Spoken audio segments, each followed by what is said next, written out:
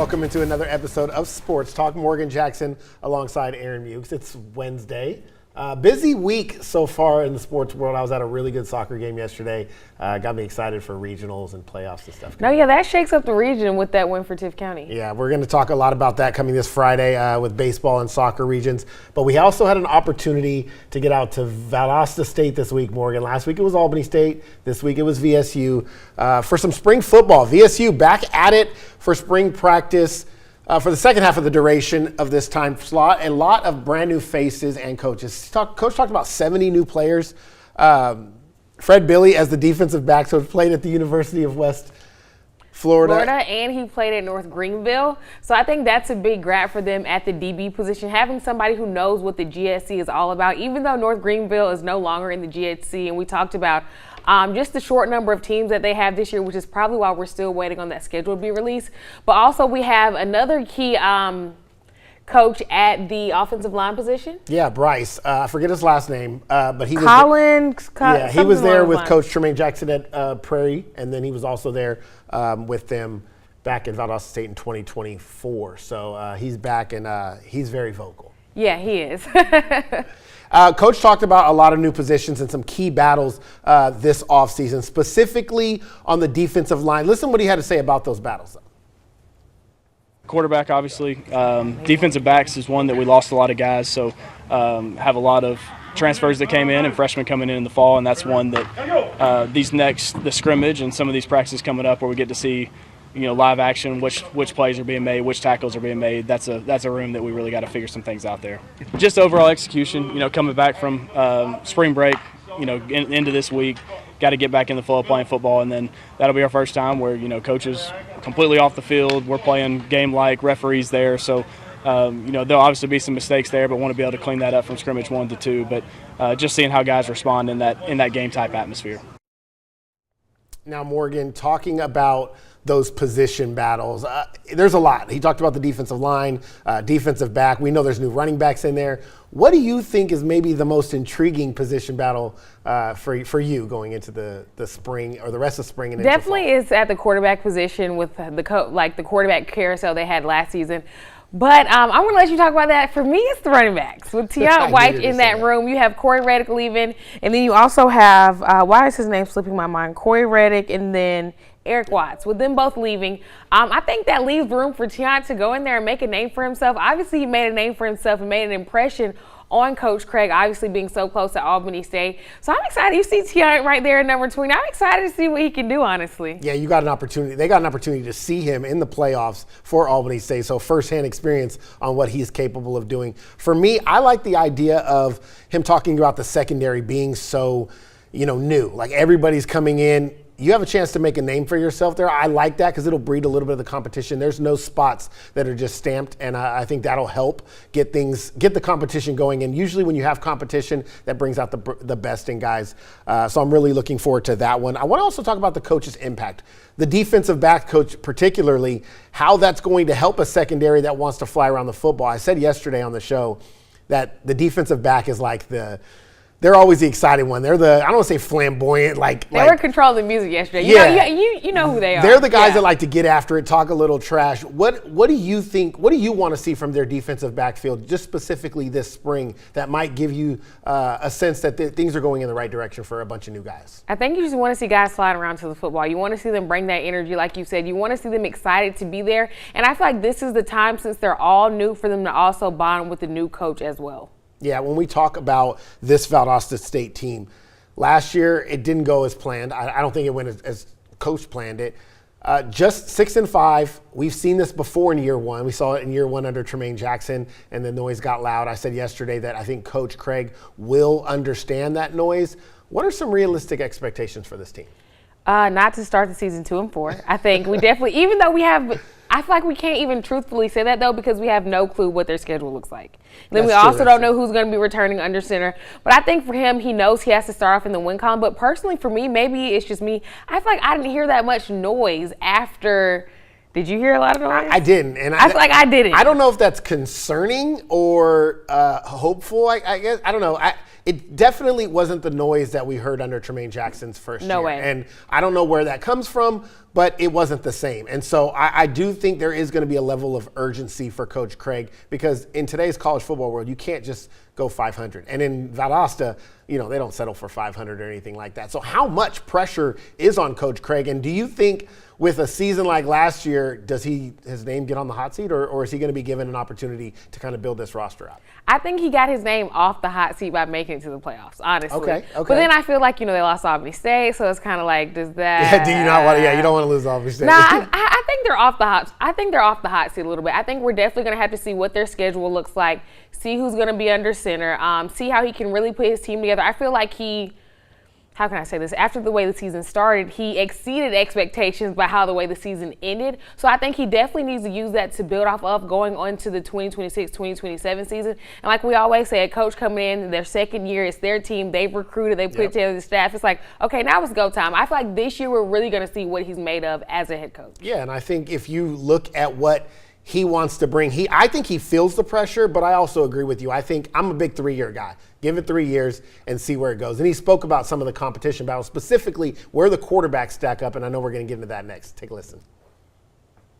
I think the biggest thing for us from last spring to now is being able to have a coaching staff that's been together for the most part, and also just having the guys here that are going to be with us in the fall to be able to evaluate these position battles earlier than what we did. We're having a lot of those are going on right now, and a lot of quarterbacks are able to get more reps than what we were last spring. So that's the biggest difference, and something that we're seeing right now that we're really excited about. Jameson Holcomb is back, who started the last games for us, and he is not going through spring with an injury. So right now it's been Champ Harris, transfer from Southern Arkansas, Hayden Cleese from Sanford, and Tyreek Wade from Valdosta High is getting reps also. So those three have kind of been rotating for us right now. Morgan, he obviously mentioned a lot there, but you said you have something you want to. Well, to piggyback off the question that you asked me about how much time on the hot seat or whatever, we talked about it yesterday. We didn't mention it today. He said the time is now, so he knows the time is now. Like, now is his time to show us what he's all about. That is true. He did say now. That's their motto or whatever going into the season. So no time to wait. You got to get it done now. What do you want to see from one of these guys specifically that'll make you feel good? Again, we're so far away from opening day, but just as they progress through the spring, what do you want to see from any one of them that might be able to give them the advantage, or you look at them and say, okay, that could be a potential starter? Just buy-in. And I feel like what I saw from Tyreek Wade yesterday, I actually really liked. I feel like him coming from Valdosta and then making the transfer over to Valdosta State, I feel like at the D2 level at least, I haven't seen a lot of guys enroll early at the D2 level. True. Yeah. That's one thing that surprised me when he said he was already there. I was actually a little bit surprised by that. I did like the way he threw the football.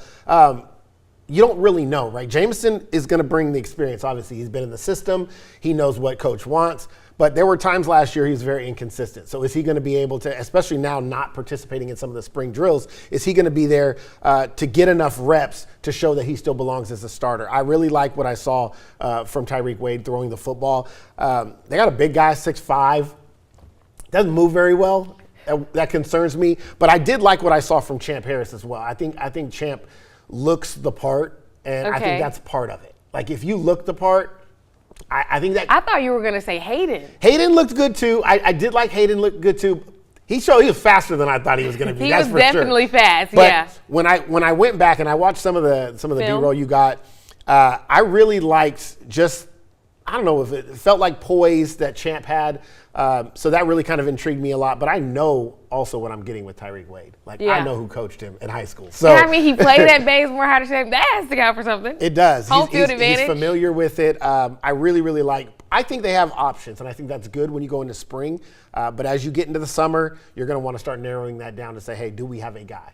With Jameson, how last season played out, battling the quarterback position throughout the season, with him missing the spring, how much of a chip on his shoulder should he come in? How fiery should he be when he gets the opportunity to show what he's made of? I think he has to have it, because if he doesn't, even though he's been in the system, he's going to fall behind some of these guys. Coaches have a very short-term memory. Like, Coach Craig is seeing what these guys are doing right now. I'm not going to say he's going to forget about what Holcomb's doing, but it's really easy to start forgetting when somebody steps up and is playing well. So if Tyreek Wade goes in there and stamps himself as like, man, that guy can play, I might start thinking, okay, I might have more in that than I do in Holcomb. So he's going to want to come in with some urgency and perform well. And I think those spring games, and if he can get into the spring activity, it's going to play a huge role. And with Coach Craig working so closely with the quarterbacks and seeing how things panned out last season, if you're him, how definite do you want to be on your decision when the season starts? I don't think you want to go into the season without a clear-cut starter. I Okay. think it hurts. I think early on you saw that. They were flip-flopping quarterbacks, and I think it impacted them. And then down the stretch, Jameson got the job, and they won 4 out of their last 5. So I definitely think that's going to be important. Agreed. All right, we got still more to come on this episode of Sports Talk. Coming up next, we are talking signing day, Tift area, Chula, 2 big athletes headed to the college level. Stick with us. Welcome back into Sports Talk. Morgan, before we get to our signing day, we need to talk about what was going on in Tifton. It was the Legends Day today. Coach Julie Connors from the Tift County girls basketball team invited me out to go watch their Legends game. They were celebrating some of Tift County's students, and boy, was it a good time. Again, I mentioned Julie Connors and her staff, and they spoke with me about the day and the impact. Listen, this is one of my favorite days of the year. These kids have my heart. They have my heart. It started with a Legends game for football. Coach Dean did that several years ago, and then whenever he left, Miss Gibbs had the idea, hey, why don't we do a basketball game? So I asked Miss Gore, and Miss Gore said, sure, let's get it going. So Miss Gibbs, Miss Brown, Miss Collins, they took the ball and we ran with it, and these kids love it. They are the greatest. They work hard every day, and I am so proud of them. Y'all got to see a glimpse of what we see every day. They are such an inspiration. They're so much fun. If anybody's having a bad day, they come and spend a little bit of time with us, second block, and we'll rock them out. We'll have some fun. They have so much fun. I mean, this is what they do. They love sports. They love to get their energy out. They practice for this. They go home and talk about it. We hear about it for weeks on end. They're so excited about the basketball game. We do it to be included. We do it because the kids want to be a part of our school. We want to be Blue Devils. And I think we're recruiting some basketball stars for the varsity team today. They did a great job. We're so proud. Morgan, it was so much fun. If you watch these kids out there, I couldn't get enough of it. This guy right here, Leighton, he was shooting. The bank was open. The bank was open for him all day. But the best part about him when he was shooting, every time he shot it, number one, he was confident. He thought it was going in, and then he'd run around the court. He knew it was going and then in. Big time spark right here, Austin of the blue team comes in and he hits back-to-back three-pointers. This would actually be the reason why they win the game. He's like 6'6", 6'7". And he watches pull up. Like, give it to him. You could put him on some high school teams right now, and he's dropping it. Look, coach is calling a timeout. It was Evan for the blue squad is also going to get a bucket here in a little bit. But listen, when we're watching this, they were going back and forth, and I know this really speaks to you because you've had a chance to work with some kids like this. Yeah, no, this is very near and dear to my heart. Starting in the high school, I worked with special needs students, and just to see them out there having fun, the light shining on them, that's always just does my heart good. Yeah, Coach Connors did a really good job. She said she was sweating. She was running up and down the court. She was getting everybody excited. And then shout out to the Tift County players as well. The players on the team now, they were out there facilitating and Saw my girl coaching out there. Yeah, grabbing rebounds, passing it. This was a really, really exciting day. And you see Evan right there dropping his bucket in. And I just love the enthusiasm they have during and also after the game. Take a listen. So much fun. What was your favorite part of the game? Shooting. You like shooting the ball a lot? Yes. Talk about your teammates. How much fun was it to have those as your teammates? So much fun. Are they great teammates? Do you like doing it every year? Can I get a Go Big Blue? Go Big Blues. Go Big Blue. No, we got to have more energy than that. Here we go. 1, 2, 3. Go Big Blue! Go Big Blue. Go Big Blue! There we go. Anybody else? Go Big Blue? Go Big Blue. 1, 2, 3, go Big Blue. Thank you for coming to our Legends Day. We enjoyed y'all. We did good. We cheered. We played basketball. We are so happy for y'all to participate. We all love you guys so much. Go Big Blue. Go Big Blue. Really, really special. I had a great time. I'm so glad I was able to make it out there. It was so much fun. And then just the smiles throughout the students, the student body that was watching, the administration, and then the students on the court. It was a lot of fun. And then you got on your Tift County colors. Yeah. Bring it all together. Well, I wore it originally because I was at Tift area, so I was like, okay, it's blue, and then it all worked out. It was fate. Plus, 99% of the time, meant to be. I'm wearing blue. You are. Very, very true. Okay, listen, we had a signing, as I mentioned, out in Chula. And again, this is a special one because it's two athletes going to the same school, so they're going to remain teammates. Nice. Chap Kendrick and Caden Greer signing to play college football. Greer at 5'9", electric speed, finished with just under 800 yards his senior year, and the big 6'5" Kendrick, 11 sacks off the edge for the Panthers, and both of them grateful they get an opportunity to play at Andrew College. It feels really, really good. It means a lot. It's great to have that kind of support and everything. Just love these guys and all that. I got family over there. It's very close to them. So yeah, it just felt like home. It's a great time being here. Just friends, meeting new friends, having family that supports you and everything. It just means like, it's just a very good opportunity for me to like, not even in football, just in school. I'm more of a like a introvert, I guess. It's just to have everybody support me and all that, it means a lot. I just feel more free out of football, and like you can hit people without getting in trouble. So I mean, it's kind of different from just being out in school and all that. Andrew's like it's basically like TA. It's like smaller. I don't really want to go to like a big school and all that. So it's kind of like TA, small classes and all that. So. Congratulations to both of them. Coming up, take to the pitch. Meet our VSU Scholar athlete after the break.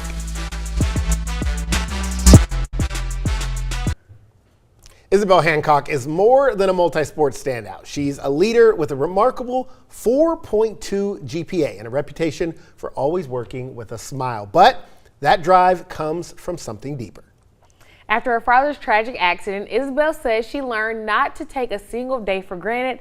WLB sports reporter Mackenzie Blaze has the story of this week's VSU Scholar Athlete of the Week. Scholar Athlete of the Week, sponsored by Valdosta State University. I want to be remembered as, oh, she's smart, she's fun, like, she's so sweet, she has a kind heart, she never gives up, she always is out there hustling and doing her very best, and not just, oh, she's a softball player, she's a flag football player, she's a soccer player, just like the better things. Meet Isabel Hancock, a junior at Worth County. Maintaining perfect grades and excelling in sports, Hancock still makes time to lead by example. That's why when it came time for Worth County faculty to nominate one student as a Hugh O'Brien Youth Leadership Ambassador, the choice was clear. It feels good because there were some teachers that didn't know me, and they were just like, oh, like, I always see her in the hallways, like, I don't know her personally, but she always has a smile on her face and everything like that, so it makes me feel good that I have that, I guess, reputation that I'm just a, like, happy kid. That mindset carries on to the field. With a young soccer roster, Hancock was named captain, serving as a mentor to the underclassmen.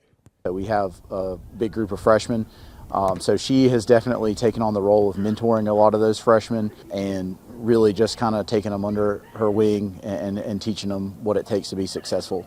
Rams on three! 1, 2, 3, Rams! It's not always easy approaching every day with a positive mentality. Hancock says her outlook on life was dramatically altered when her father was struck and nearly killed by a truck last year.